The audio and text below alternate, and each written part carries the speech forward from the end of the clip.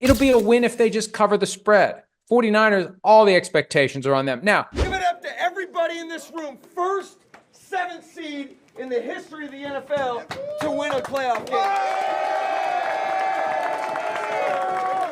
But wait, there's more. Well guys, the Green Bay Packers just shocked the world and completely dominated the Dallas Cowboys in front of millions and millions of people. The Packers played a near perfect game, and this might have been the moment where Jordan Love ascended his status to becoming one of the stars of this league.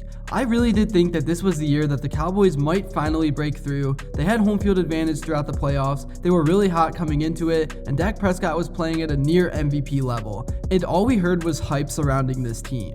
But after winning a win-and-in game, the Packers were really playing with house money, and they went in there and probably ended a lot of careers. In this video, I'm going to be talking all about the Packers, talking about their big win, and also what's to come with this team now that they've shown they can compete on the biggest stage. But before I begin, I would really appreciate it if you would drop a like and subscribe. It only takes 5 seconds, plus you can always change your mind. We are on the road to 20k subscribers, and with your support, I believe we can get there super fast.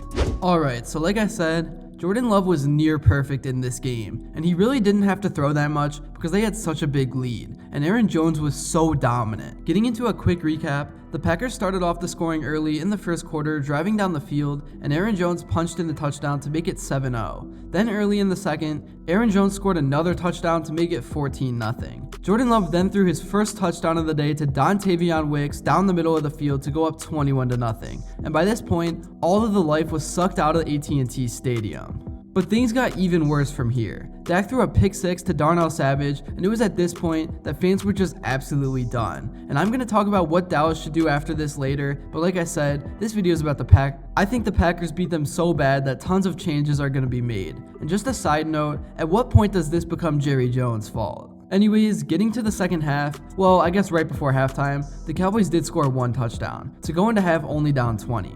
And then they kicked a field goal to make it 27-10. But then Aaron Jones rushed for yet another touchdown to pretty much put the game out of reach. And from there, it was garbage time, and Dak got to put up some empty stats. The Packers defense just absolutely balled out from the jump, and their zone coverage was too much for Dallas to handle. They held CeeDee Lamb to just 2 catches when the game was still in reach, and they locked down the running game as well. With a total QBR of 99.3, Jordan Love became the first player to post a 99 QBR in a playoff game since ESPN began the metric in 2006, bettering Josh Allen's 98.8 in the 2021 wildcard game. We believed in him from the beginning, said running back Aaron Jones, whose 3 touchdowns Sunday gave him 9 in 4 career games against the Cowboys. We know it's a process, that's not all on him. Like I said, it wasn't all love on Sunday either. The defense helped with interceptions by Jair Alexander and Darnell Savage, who returned one 64 yards for a touchdown that made it a 27-0 start for the Packers. Jones had another massive game with 118 rushing yards to go along with his 3 scores. Doubs caught 6 passes for 151 yards and a touchdown. Dontayvion Wicks and Luke Musgrave also caught touchdown passes, and the offensive line kept Love relatively clean with no sacks and just 3 quarterback hits allowed. Alright, now that I talked about the Green Bay win, now I want to move on to what's ahead for a bit, because they definitely played so well that I feel like this team can beat just about anyone right now. But they definitely got a tough task at hand against most likely the top seed in the NFC in the 49ers. They are playing with house money, the playbook is going to be wide open, and they can pull out the bag of tricks.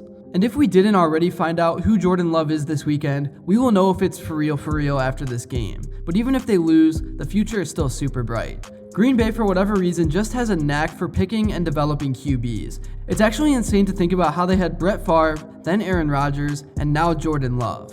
Getting back to the defense, Packers fans have been dismayed with defensive coordinator Joe Barry for weeks, if not months. So they must have been just as pleasantly surprised Sunday when Barry's unit forced 2 first-half turnovers and pitched a shutout until the final seconds of the half. Barry's defense confused Prescott and the Cowboys offense at an unseen rate since Dallas lost to Buffalo, and like I said, they made Lamb a non-factor until the 4th quarter, by which point the Packers had already succeeded enough to rest their top defenders. There's no guarantee Green Bay will match this type of performance next weekend against San Francisco, but it sure left a lot of folks stunned, especially against one of the NFL's most explosive offenses. Alright, So I know this video is about the Packers, but I want to talk about the ex-Packer Mike McCarthy for a second, because this very well could have been the end of his tenure in Dallas. Dallas took a notable step forward in 2023, dethroning Philadelphia as NFC East champions at the end of the regular season journey that required a total effort through Week 18. The Cowboys secured the second seed, guaranteeing them home field advantage through at least the divisional round, and then they went out and wasted it. And honestly, this could be the end of Dan Quinn and Dak as well. But in terms of Green Bay, they really are building a special young core with guys like Love, Doubs, Musgrave, and so many others. And they have a good blend of veterans on the roster too. Everything is just so perfect, and I think they will own their division for years to come. And like I said, who knows? Maybe they can go out and win it all this very season.